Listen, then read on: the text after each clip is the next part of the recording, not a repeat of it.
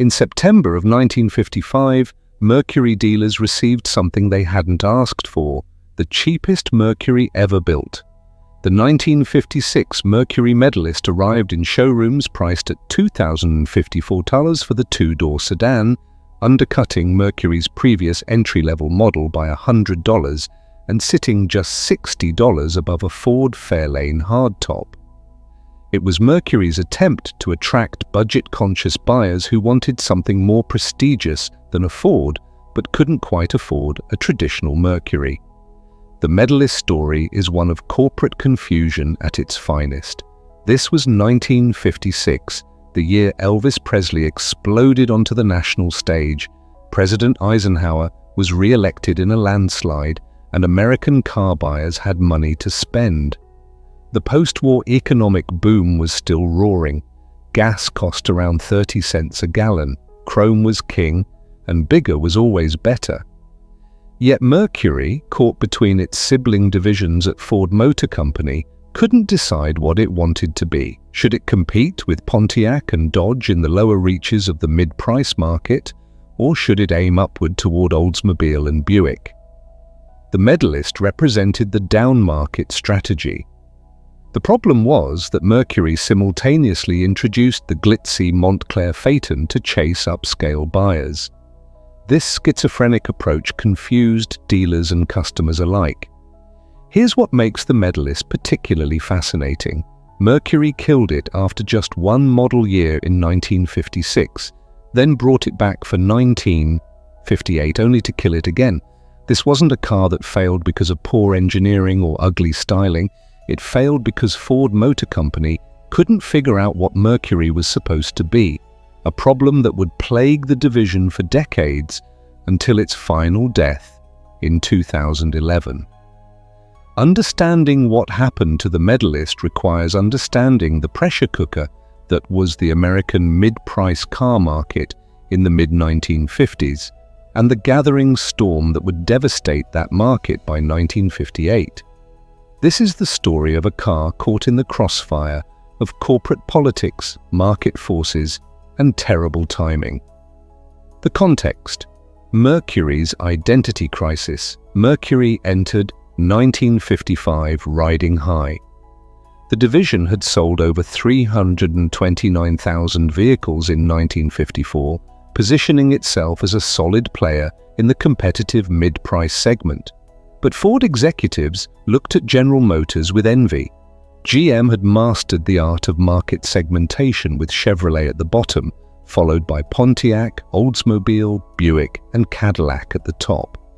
Each division knew its place and stayed in its lane. Ford's lineup was messier. You had Ford at the bottom and Lincoln at the top, with Mercury awkwardly squeezed in between. Unlike GM's carefully calibrated price ladder, Mercury overlapped with both Ford and Lincoln, creating internal competition.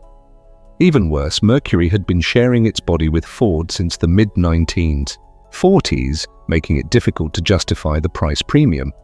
In 1955, Mercury tried moving upmarket with the introduction of the luxurious Montclair series, which replaced the previous top model and came loaded with features. The Montclair was meant to compete directly with Buick and Oldsmobile. But this created a problem. By moving the top of the Mercury range upward, the division abandoned the lower end of the mid-price market to competitors like Dodge and Pontiac. The gap between a top-trim Ford and the cheapest Mercury had grown to $215, not insignificant in an era when the average worker made about $4,200 per year. Ford product planners worried they were losing potential customers who wanted to move up from Ford but found even the base Mercury too expensive. Enter the Medalist. Announced in September of 1955 as an early 1956 model, it was designed to plug that gap and give Mercury a fighting chance against Pontiac Chieftain and Dodge Coronet models that were priced in the $2,200, $2,300 range. The car itself, specifications and features. The 1956 Mercury Medalist was introduced initially as a two-door sedan only, positioned below the Custom, Monterey, and Montclair in Mercury's hierarchy. By mid-year, Mercury expanded the line with 4-door sedan, 2-door hardtop and 4-door hardtop variants, giving the Medalist full series status. Under the hood, every Medalist came with Mercury's 312 cubic inch Y-block V8 engine, the same displacement used across the Mercury line. Depending on transmission choice and carburetor setup, the 312 produced between 210 and 235 horsepower. The base engine with manual transmission generated 210 horsepower at 4,400 RPM with an 8.01 compression ratio.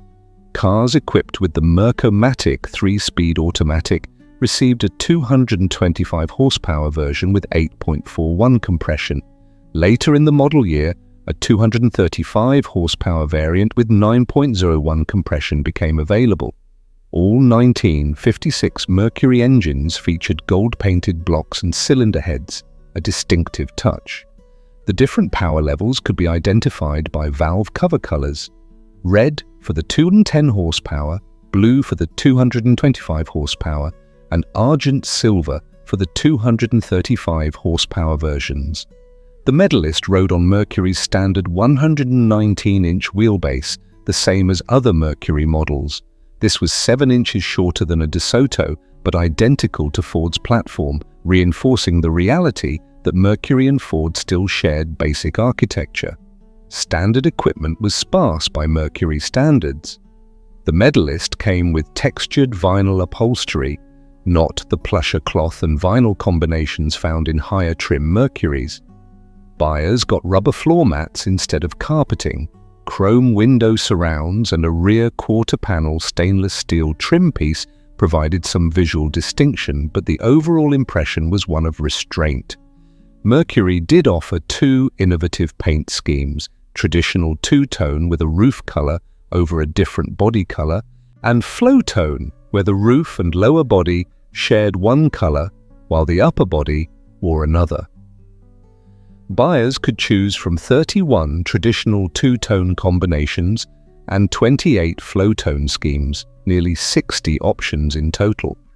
The options list included items that were standard on more expensive cars: heater and windshield defroster, travel tuner, signal-seeking AM radio, padded instrument panel, seat belts, power front seat adjustment, power windows, power steering, power brakes, and white wall tires mounted on 15-inch wheels with full wheel covers.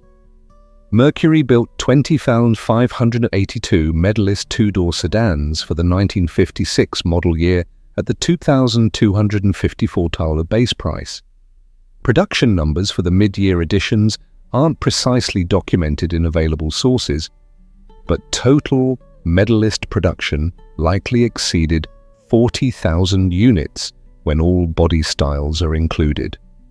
The competition, a crowded battlefield.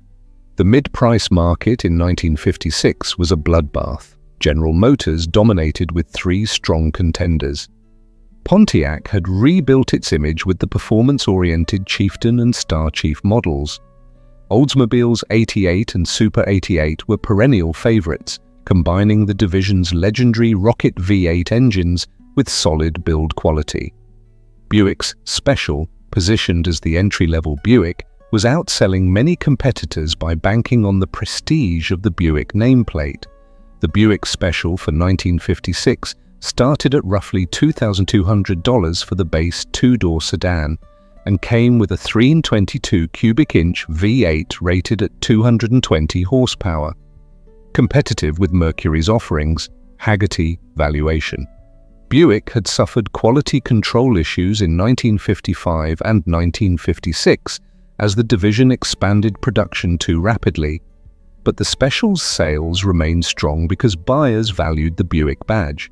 Pontiac competed aggressively in the $2,200 to $2,400 range with its Chieftain 860 series. The Chieftain offered similar size and power to the Medalist, but cost $2,236, $18 less than a Medalist. Oldsmobile's base 88 undercut the Medalist significantly at $2,166, despite offering GM's respected build quality and the powerful rocket V8. This price advantage made Oldsmobile particularly formidable. Chrysler Corporation's Dodge Coronet competed at $2,267, while Plymouth and DeSoto offerings bracketed the segment from below and above. Mercury's problem was fundamental. The Medalist didn't offer enough differentiation from a Ford to justify its premium, while it lacked the prestige and refinement of Buick and Oldsmobile. As automotive historian Richard Langworth noted, the Medalist didn't sell particularly well because the cars weren't priced far enough below this year's customs to offset their cheaper appearance. The Medalist looked like what it was, a stripped-down Mercury. Buyers who wanted a Mercury's size probably wanted Mercury's luxury features too. Buyers shopping on price could get a better-equipped Ford for less money. Fact 1. 1. The mysterious 1957 disappearance. After building more than 40,000 Medalists across all body styles in calendar year 1956, Mercury abruptly discontinued the entire line for 1957.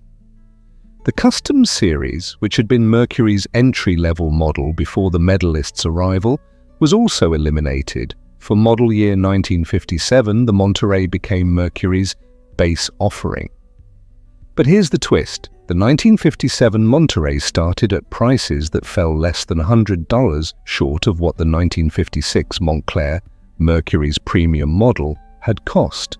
In other words, Mercury effectively moved its entire lineup upmarket for 1957. Why the dramatic shift? Ford Motor Company was preparing for its most ambitious product launch since the 1930s, the introduction of an entirely new division called Edsel, scheduled to arrive in showrooms in the fall of 1957. The Edsel was conceived as a comprehensive answer to GM's dominance of the mid-price market.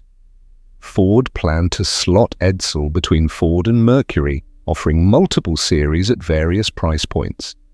The lower-end Edsel Ranger and Pacer would compete where the Mercury Medalist had been, while the upscale Edsel Corsair and Citation would push into traditional Mercury and even entry-level Lincoln territory.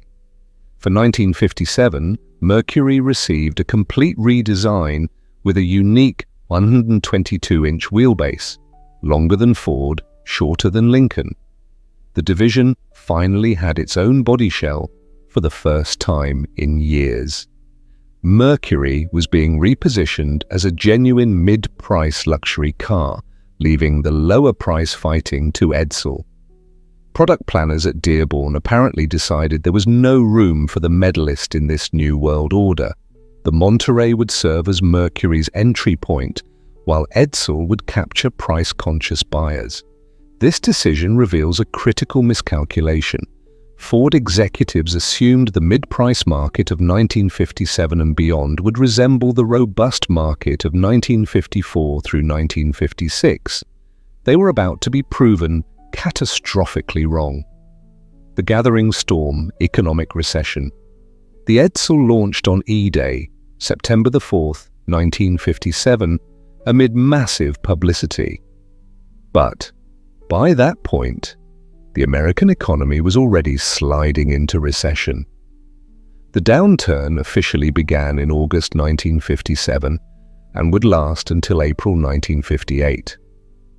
By December of 1957, unemployment had reached 2.5 million.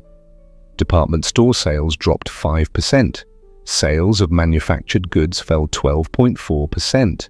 By July of 1958, unemployment peaked at over 5.5 million. The recession hit the automotive industry with brutal force, and the mid-price market suffered most severely.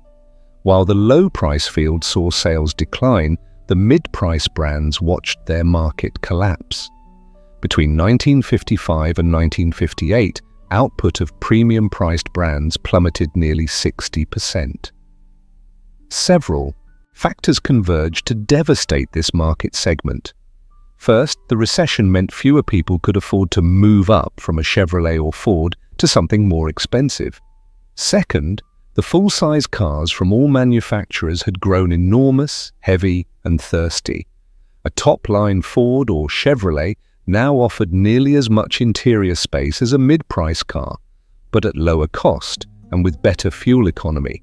Third, a new wave of economical cars, the Rambler American, the new for 1958 Rambler Ambassador, Studebaker Lark and imported Volkswagen Beetles, suddenly looked very attractive to budget-conscious families.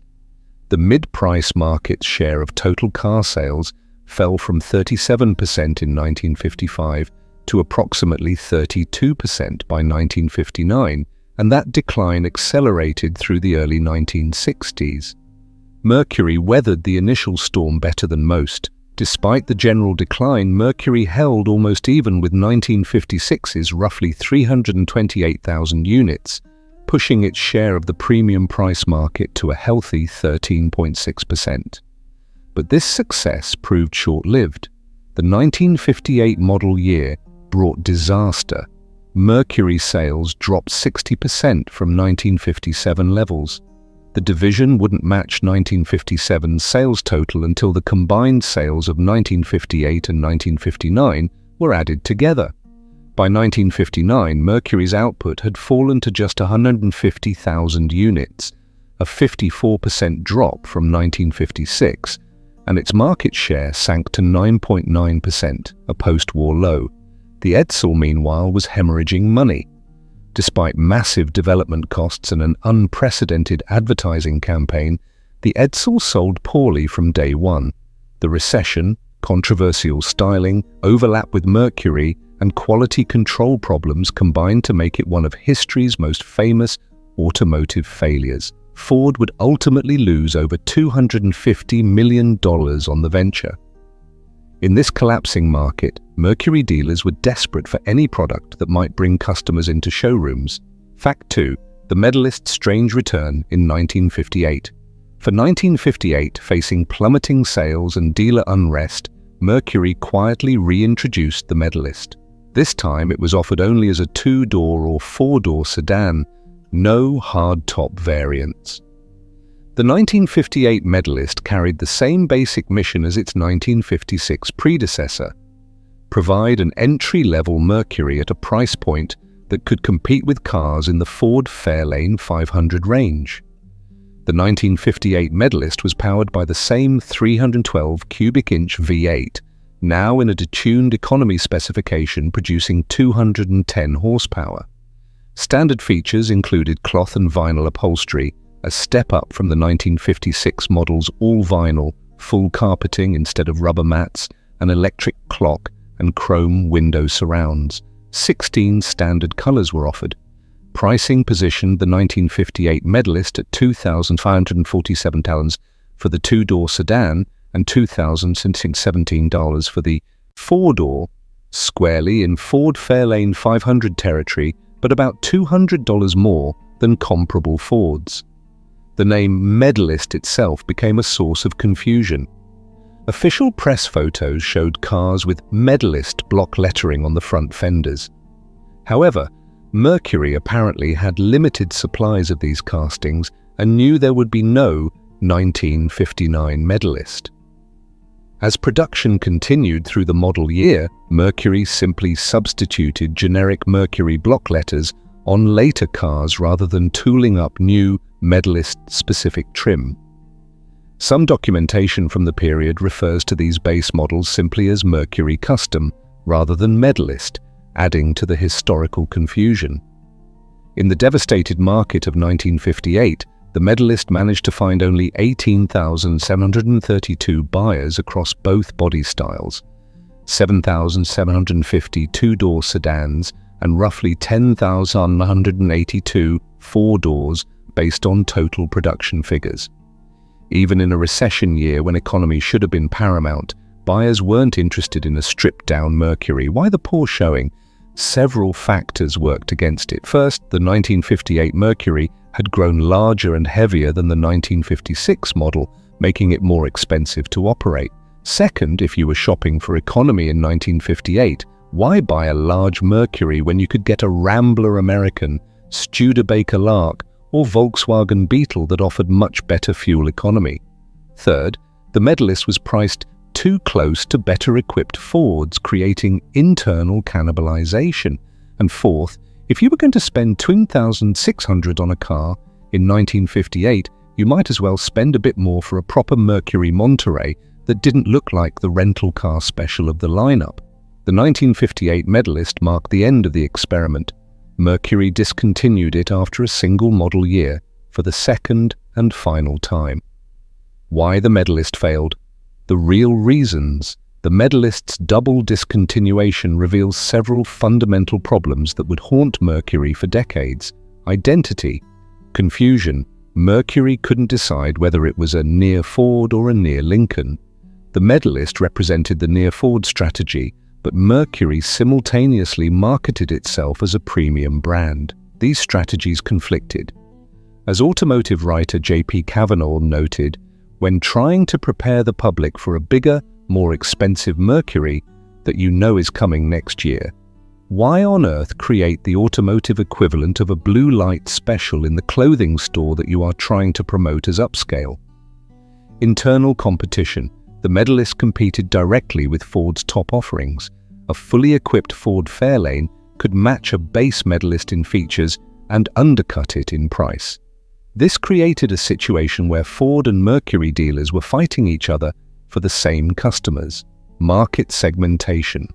Failure. Ford Motor Company tried to compete with GM's 5-division structure using only 3 divisions plus the ill-fated Edsel. This meant Mercury had to cover too wide a price range, leading to awkward overlaps and gaps.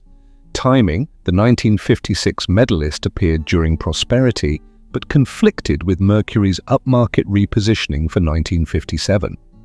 The 1958 version arrived just as the recession eviscerated the mid-price market and consumers fled to either cheaper compacts or better-equipped, low-price cars.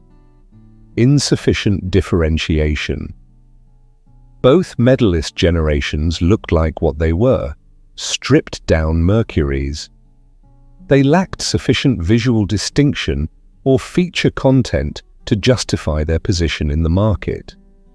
Buyers either wanted a real Mercury with all the trimmings, or they wanted to save money by buying a Ford. Pricing paradox. The Medalist couldn't be priced low enough to attract genuinely price-conscious buyers without undercutting Mercury's premium image, but it couldn't be priced high enough to include desirable features without losing its cost advantage over the Monterey. The final indignity came in Mercury's model lineup for 1959. There was no Medalist. In fact, Mercury didn't offer any truly entry-level model. The division had committed fully to the upmarket strategy, leaving the lower end of its former territory to Edsel, except Edsel was already circling the drain and would be discontinued partway through the 1960 model year.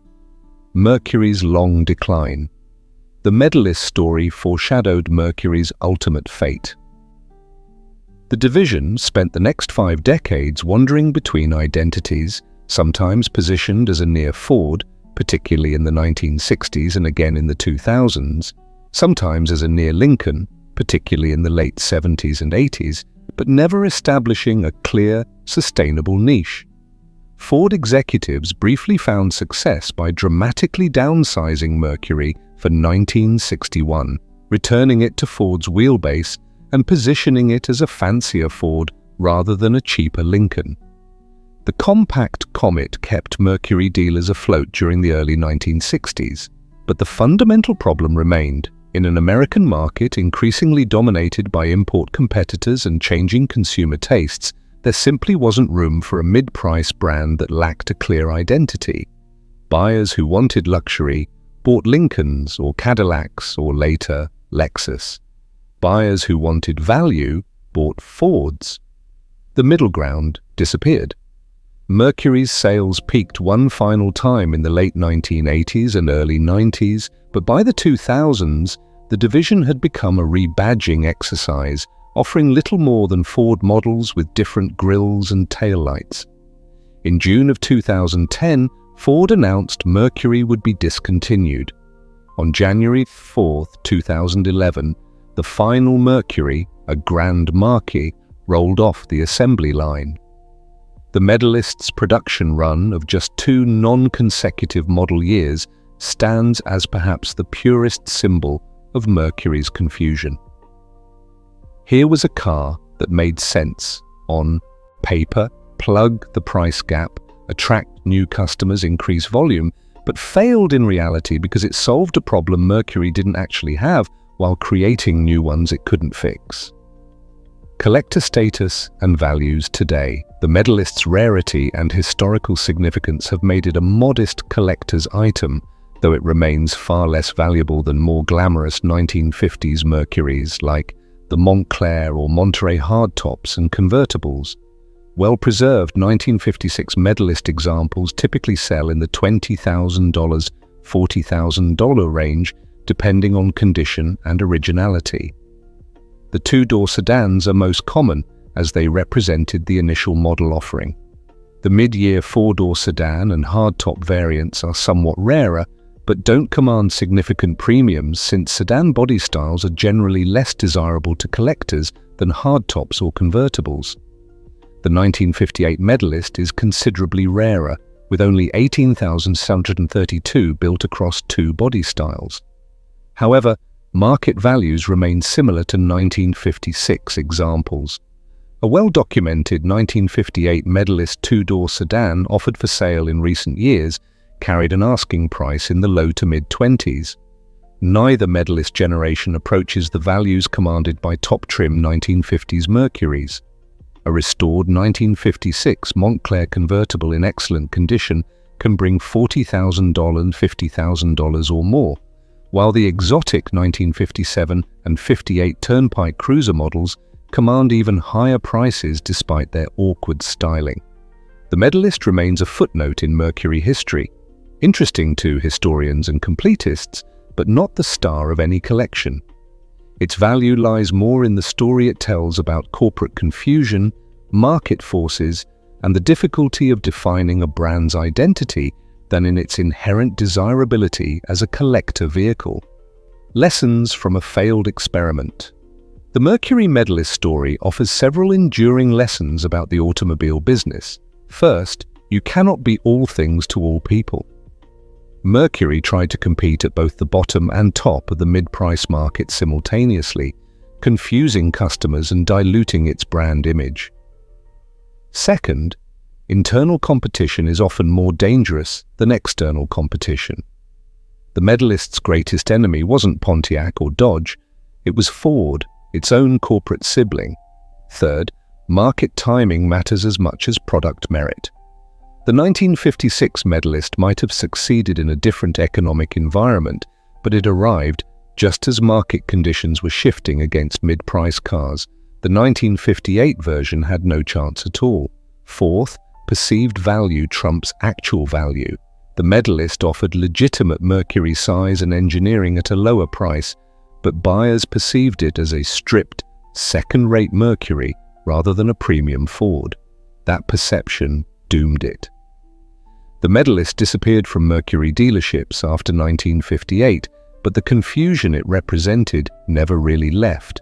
Mercury would spend another 50-plus years searching for the identity it never quite found, until Ford executives finally admitted defeat and shut the division down for good. For those of us who remember the Medalist, or who've encountered survivors at car shows and in private collections, it stands as a fascinating might have been. A car that made perfect sense in the boardroom, but never found its place in the real world. A symbol of an era when American manufacturers believed they could endlessly subdivide the market, and when a brand name and a few inches of wheelbase were enough to justify a premium price.